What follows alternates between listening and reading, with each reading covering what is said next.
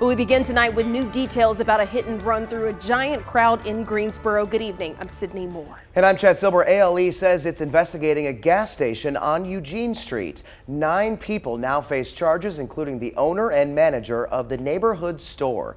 The incident started when police responded for what they called a large crowd.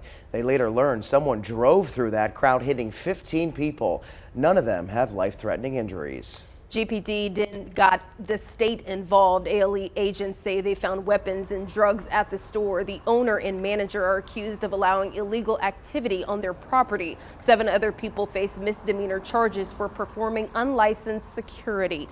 The incident ended up putting the city at odds with the party promoter. Yeah, GPD says it didn't approve extra officers to help cover what was a very large crowd.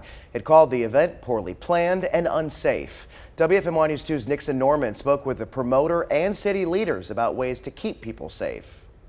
That's right, guys. There are a lot of different players here. Neighbors have questions, party promoters worry about the future of events, and Mayor Nancy Vaughn is pushing for a promoter ordinance. And it's all in the name of safety. A scary crash on what was supposed to be a celebration. A car plowed through a crowd, hitting 15 people at a gas station. It had several Greensboro neighbors raising concerns at a public safety meeting.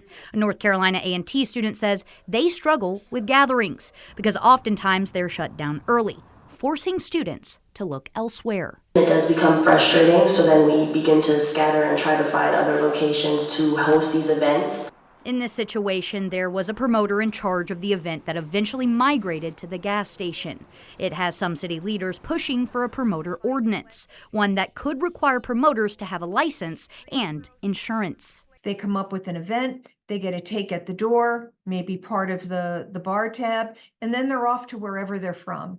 And we are left to deal with the carnage they leave behind. We have to stop that. Local promoter Quadji Heath was not involved in this most recent incident. He says while those regulations would not impact him, they could be tough on younger, newer promoters. He says the job of a promoter is to get the word out about events, but to also prioritize safety.